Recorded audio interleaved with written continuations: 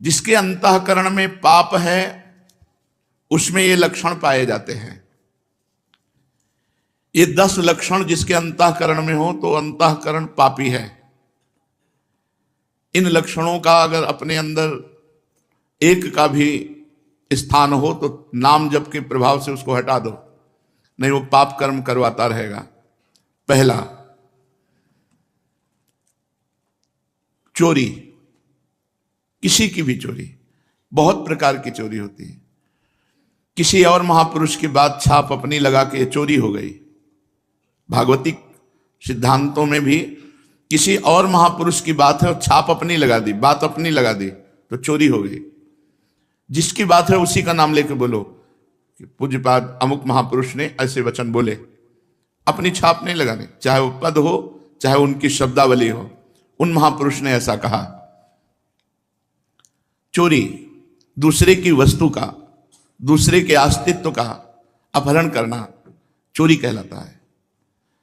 जिसमें चोरी करने का स्वभाव है, चाहे वो जो भी चोरी हो, बहुत प्रकार से चोरी होती है। वो अंतःकरण में पाप है इसलिए बर्दाश्त होता है, नहीं तो पवित्र अंतःकरण में चोरी बर्दाश्त नहीं होती।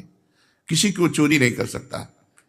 छल कपट के द्वारा, बेईमानी के द्वारा और भी अन्य वृत्तियों के द्वारा जो दूसरे से धन लिया जाता है, वस्तु ली जाती है, उसके स्वत्व का अपहरण किया जाता है, उसके अधिकार को छीना जाता है, ये सब चोरी के अंतर्गत आता है। जिसमें चोरी है वो पापी अंतःकरण है। दूसरा, हिंसा। किसी भी जीव की हत्या करना। हिंसा भी बहुत प्रकार की होती है। वाणी से किसी के हृदय को दुख पहुंचाना भी हिंसा है। शरीर से किसी के शरीर को पीड़ा देना भी हिंसा है। आप खिलवाड़ में किसी जीव के साथ आप उसको बंद करके मनोरंजन कर रहे हैं और उसको प्राणों का भय लग रहा है, ये हिंसा के अंतर्गत ही आएगा। बंदर है, पक्षी है, कुत्ता है, ऐसे पशुओं को आप मनोरंजन में ही प्रताड़ित कर रहे हैं तो हिंसा के अंतर्गत आएगा। आप मांस खाते हैं लेकिन आप किसी जीव की हिंसा नहीं करते, पर हिंसा करने का पाप आपको लगेगा क्योंकि आप उस मांस को खाते हैं। ये जो लोग कहते हैं कि मछली में तो कोई ऐसा, भगवान ने मत्स्य अवतार धारण किया है। मत्स्य अवतार, मछली का अवतार भगवान ने धारण किया है। और जिनको ये लगता है कि अगर हम खाएंगे नहीं तो ये बढ़ जाएंगे, तो फिर नरक भी आपके लिए भगवान ने तैयार किया है, क्योंकि आप विनाश लीला के पार्षद बनेंगे तो विनाश आपका होगा, आपकी दुर्गति होगी। ये जिम्मेवारी भगवान की है, सृष्टि का सृजन करना, पालन करना और संहार करना। अरे भाई, ये भगवान की सृष्टि है, सृजन करना, पालन करना, लय करना, ये भगवान के ऊपर। आप मर्यादा से चलो, जो मनुष्य धर्म है उसका पालन करो, राक्षस धर्म को स्वीकार ना करें। हिंसा, जिसके अंदर हिंसा वो पापी पुरुष है, उसका अंतःकरण पाप से युक्त है। चोरी, हिंसा और पराई स्त्री से व्यभिचार, ये पापी पुरुष का लक्षण है। जो माताओं बहनों को देखते ही भोग दृष्टि से देखता है, गंदी दृष्टि से देखता है, जो पराये शरीरों के साथ व्यभिचार प्रवृत्ति करता है, वो पापी हृदय है, वो अंतःकरण पाप में है। व्यभिचार बहुत जोर से फैल रहा है क्योंकि इसी से बुद्धि भ्रष्ट होगी और भजन, साधन, धर्म, अध्यात्म, इनसे दूरी बना देगा ये। जहां काम तहां राम नहीं, जहां राम नहीं काम। जैसे सूर्य और अंधेरा एक साथ नहीं रह सकता, ऐसे ही भगवत भजन और काम एक साथ नहीं रह सकता। इसलिए जो व्यभिचार परायण है, पाणी ग्रहण संस्कार करके अपनी पत्नी के साथ संतानोत्पत्ति के लिए क्रिया करना धर्म में काम भगवत स्वरूप है, उसमें पाप नहीं है। लेकिन पराई स्त्री के साथ व्यभिचार प्रवृत्ति, ये महान पाप है। चौथा, असत्य भाषण, झूठ बोलना, ये पापी का लक्षण है। जो बात बात पर झूठ बोलते, तनिक भी तुम्हें भय नहीं लगता झूठ बोलने में? तुम्हारे सुकृत नष्ट हो रहे हैं, तुम्हारी आयु नष्ट हो रही है। नहीं, असत्य संपातक पुंजा, क्यों झूठ बोलते हो? उचित वाणी का प्रयोग उचित करो, सत्य बोलो। हृदय में पहले विचार करो कि जो मैं बोलने जा रहा हूं ये दूसरे का अहित तो नहीं करेगा, दूसरे के दिल को तो नहीं दुखाएगा, दूसरे का अमंगल तो नहीं होगा। फिर मधुर वचन, हितकर वचन और थोड़े शब्दों में, ऐसे भगवत मार्ग का प्रतीक ऐसे संभाषण करता है। झूठ का त्याग करना चाहिए। बहुत फैला है झूठ। गोस्वामी जी ने तो लिख दिया, झूठ ही लेना, झूठ ही देना, झूठ भोजन झूठ चबेना। जिसकी देखो बस झूठ पे ही चल रहा है, आओ कुछ खा लो, नहीं खा के आ रहे हैं, बिल्कुल नहीं खाए।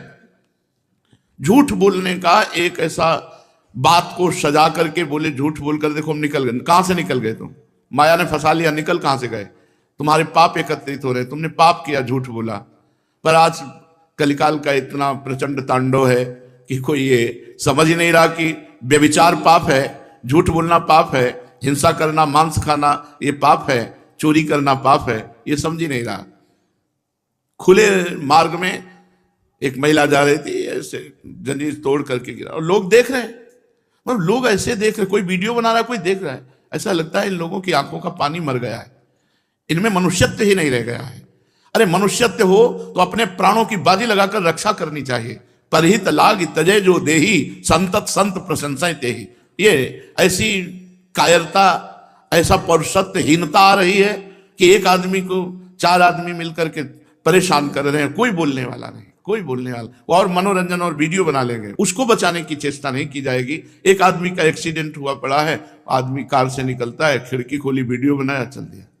ऐसी पशुता आती जा रही है, स्वार्थ वृत्ति आती जा रही है। क्यों? क्योंकि पाप हृदय में विराजमान है। 5वां, चुगली करना। किसी की भी बात अगर आपको करनी तो उसके सामने कीजिए, उसके पीठ पीछे यदि बात की तो चुगली हो जाएगी और ये पाप है।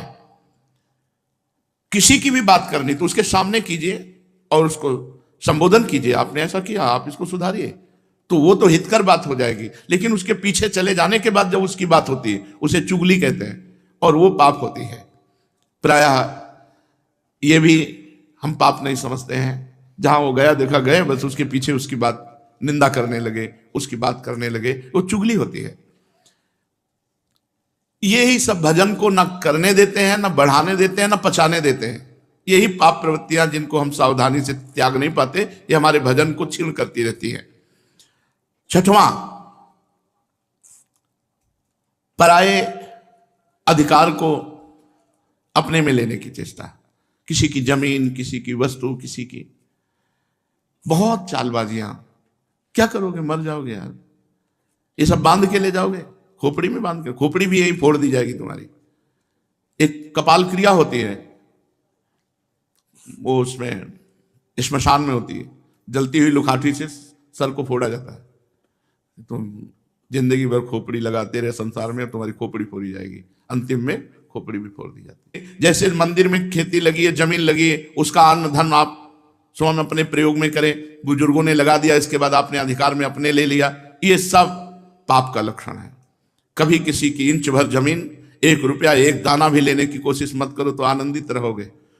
लेकिन बस किसी तरह माया का ऐसा क्षेत्र बढ़ा है, बस किसी तरह बस अहंकार की पुष्टता होती रहे। 7वां, पराया अनिष्ट चिंतन, अनिष्ट करना। कुछ लोगों का स्वभाव होता है, जो मैं चीज पसंद करूंगा उसे चाहे मैं मर जाऊं, लेकिन दूसरे को देने नहीं। ऐसे कई स्वभाव हमने देखे व्यक्ति में। मेरी एक आंख फूटे लेकिन पड़ोसी की दोनों फूट जाए, चलेगा। मेरी एक फूट जाए, पड़ोसी की दोनों फूट जाए तो चलेगा। मतलब बहुत तरह से हम दूसरे का अनिष्ट सोचते रहते हैं। धन्य है उनका जीवन जिनके जीवन में किसी का अनिष्ट सोचने की बात नहीं है। नहीं, प्रायः अनिष्ट, पड़ोसी से पड़ोसी के व्यापार, दुकान वाला पर सामने दुकान वाला, ऐसे आसपास के वो अगर मर जाए, अगर उसका अनिष्ट हो जाए तो मैं खुशी हो जाऊं, मैं सुखी हो जाऊं, ऐसा चिंतन, ये पाप का लक्षण है, पापी अंतःकरण का लक्षण है। 8वां, बोलने में अश्लीलता, अश्लील भाषण, गंदी बातें। जब देखो तब गंदी बातें कर दो, गिरी गिरी बातें करना, नीच बातें करना। अरे बात करनी है तो सच्चिदानंद भगवान की करो, सिद्धांत की करो, गीता भागवत की करो, हितकर बात करो। अश्लील गंदी बातें क्यों बोलते हो? पापी पुरुष का लक्षण होता है अश्लील संभाषण करना। पूज्य बाबा ने कहा यदि नाम जप करता है, अश्लील भाषण करता है, तो नाम जप का कोई प्रभाव नहीं होगा। और 9वां, असंबद्ध प्रलाप, बेमतलब का बोलने का स्वभाव। ऐसे लोग पाप हृदय होता है, इसलिए ऐसे बोलते रहते हैं, असंबद्ध प्रलाप। और 10वां, अभिमान। मैं बस वो अभिमान भरा, ये पाप का लक्षण। जब निष्पाप हो जाओगे तो दैन्य हो जाओगे। अभिमान भगवान के चरणों में समर्पित हो जाएगा।